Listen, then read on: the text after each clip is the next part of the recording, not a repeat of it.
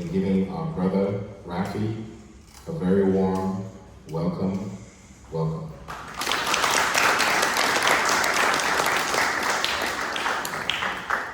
Okay. So my name is Raafi.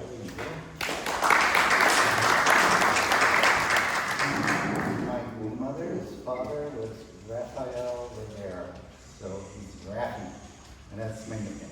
So I'm here to set the earth on fire, set the world on fire.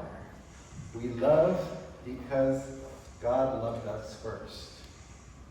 And this is my most important witness that I need to share with my brothers, because there's a lot of my brothers here.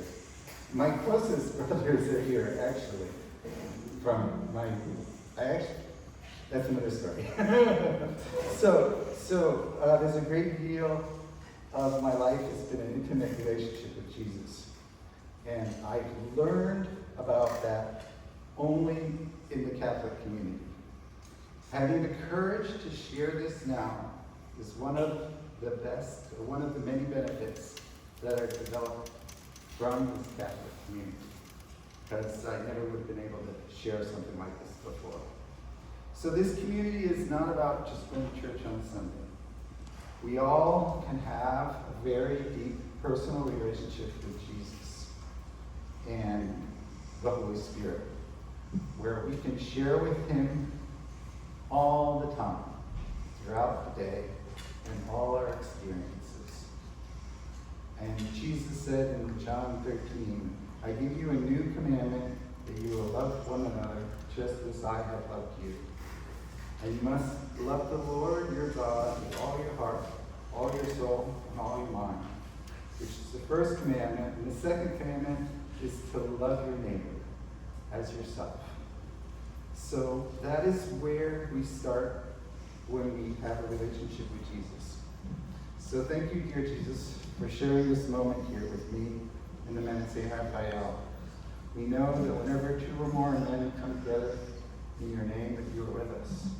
And we thank you for this time that we have together with you right now.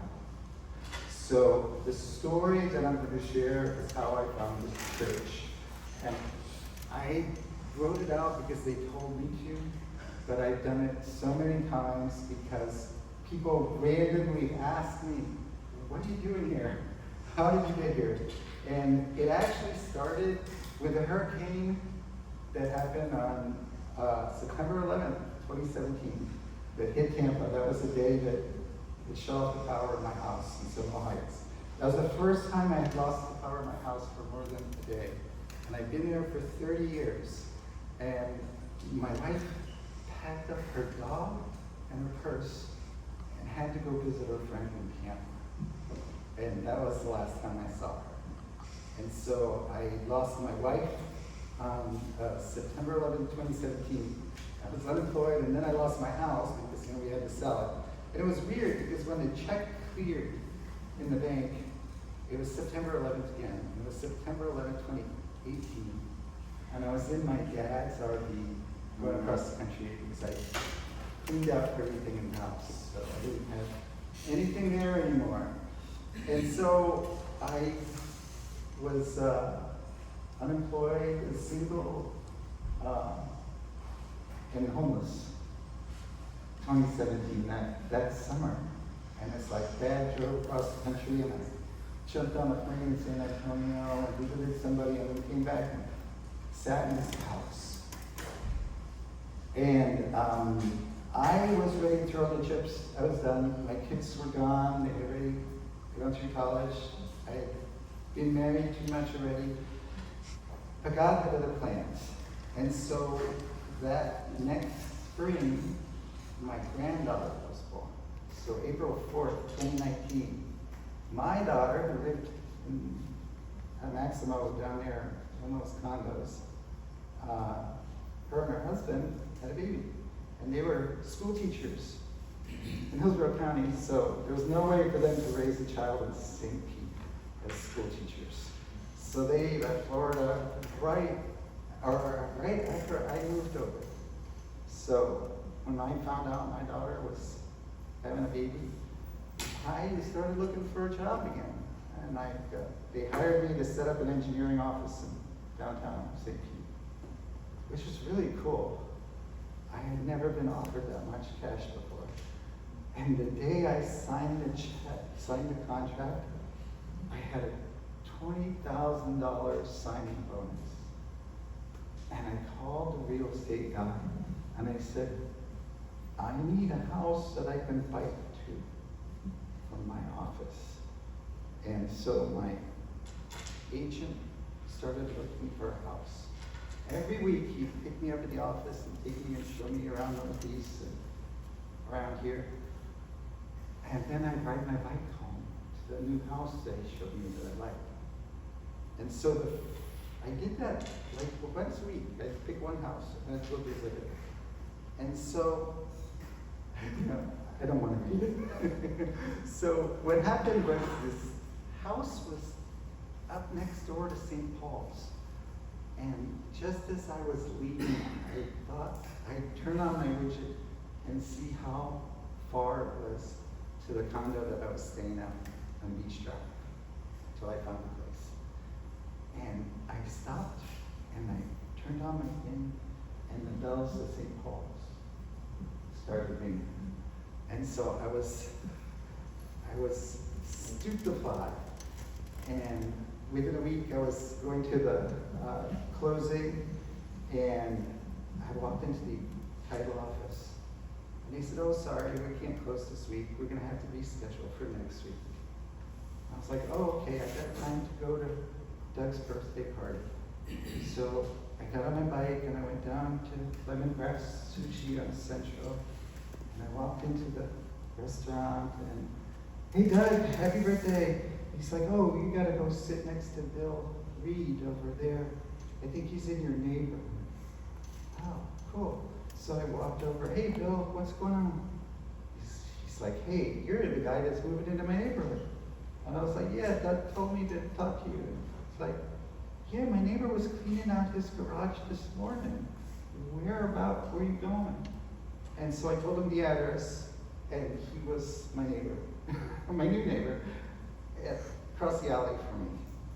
So I met my neighbor before I moved into my house over on 20th. And the day I closed was Friday the 13th in December of 2019. And I was so blessed because he had built this house for his wife or his fiance and her 16-year-old child. And it was incredible. He did everything he could think of to make it perfect.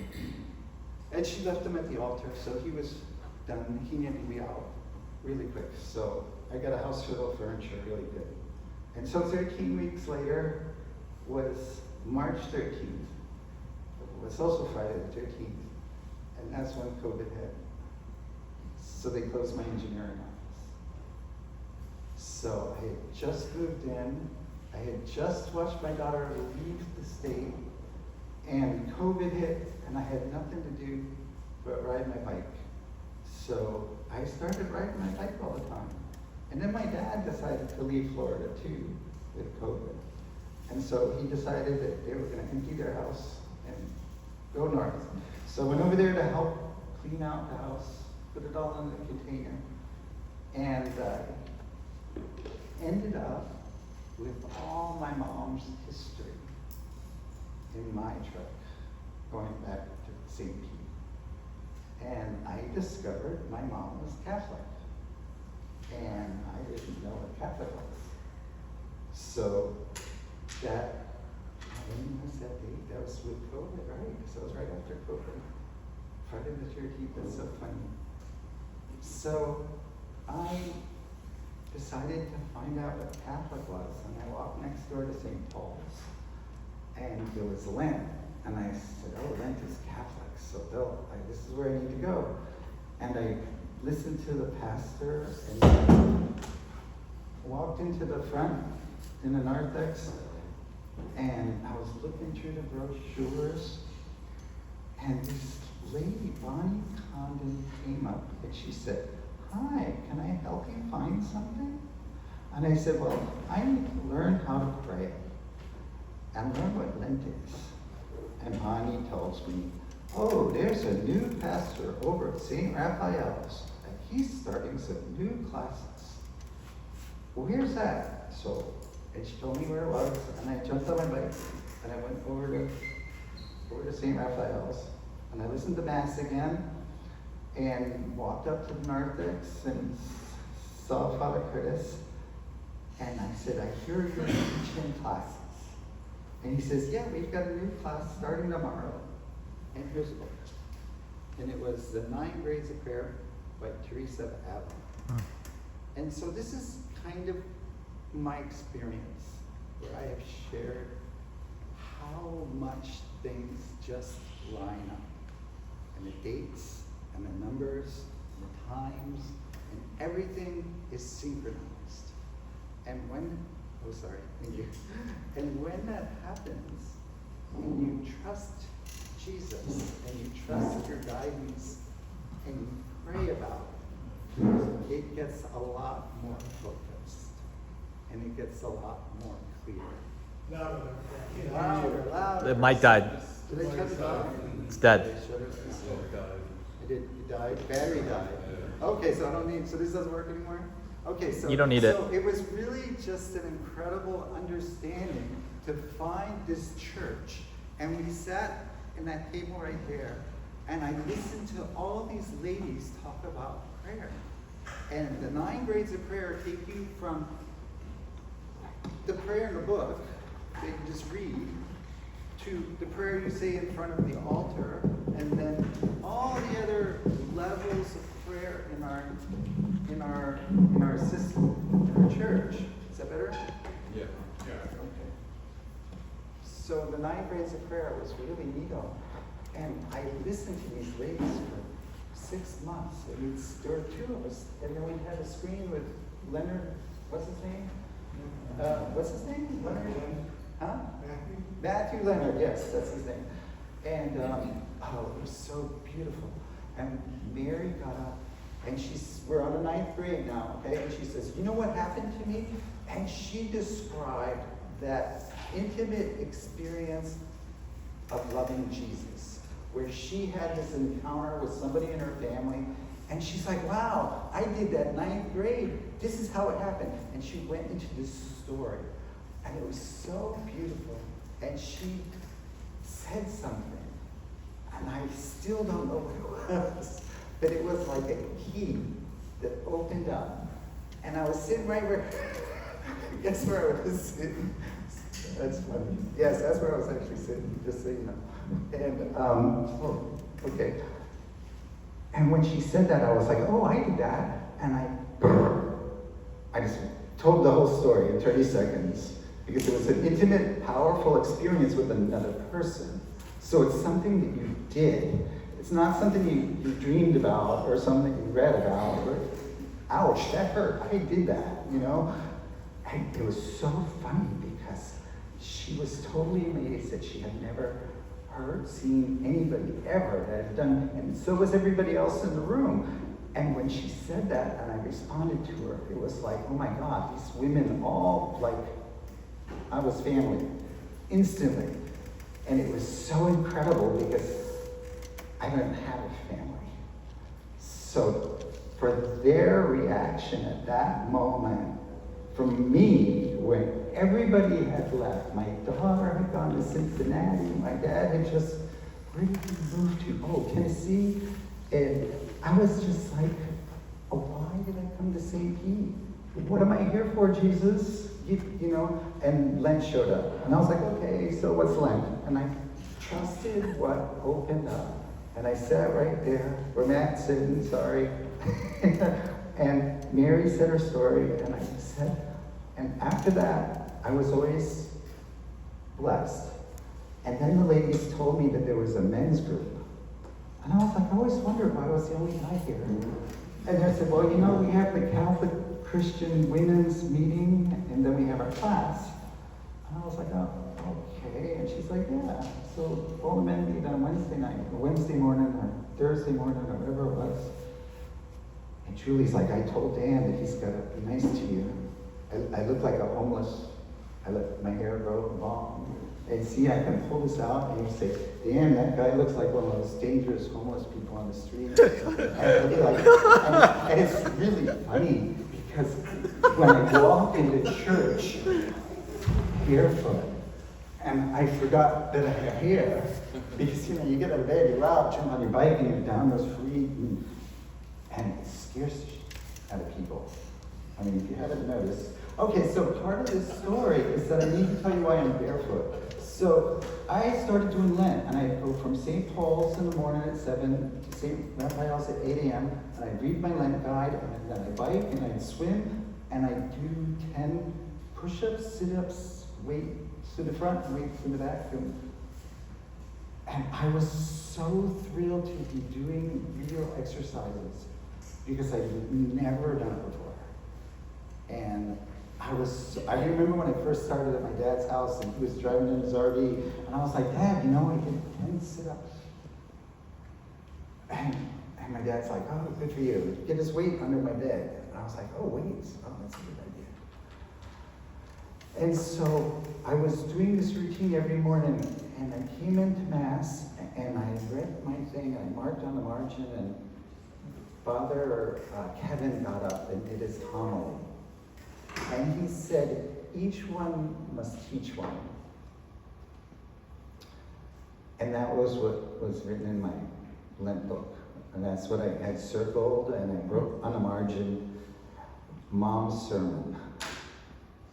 So the last time I did this welcome presentation, I did my mom's sermon. And so when I recognized why I was sent here, I walked up to Father Kevin after taking off my shoes. And I walked up to Father Kevin and I said, each one must teach one. Well, we are lost in the system. We're all so completely full of shit. Nobody has a clue. And we are actually magnetic beings. Our heartbeat creates magnetism. Our blood flow creates magnetism. Our whole being is energy. The earth is magnetic. So when I go barefoot, I can feel so much more from everybody in the room, especially people that have leather shoes on. The rest of you guys have insulation and plastic and foam. The stuff on your feet works better than the insulation on your house. And that's why they make it that way. Because they don't want you connected to the earth, because then you spend money on their drugs and buy their crap. And that's what the shoes are, crap. Because all it does is disconnect you from who you really are.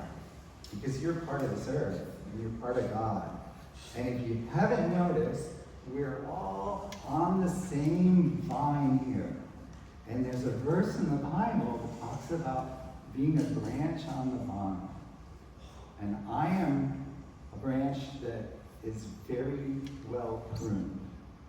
And I get my ass kicked if I'm not careful. And I need to be very meticulous about how I do things. Because I understand how much power I can move when I touch a tree. I mean, just touching a tree.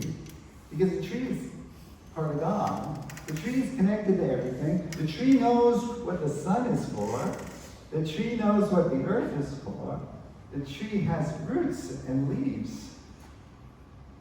I don't want to get into all the physics, but there's so much science and truth all around us that is twisted so that you only understand what makes money for them.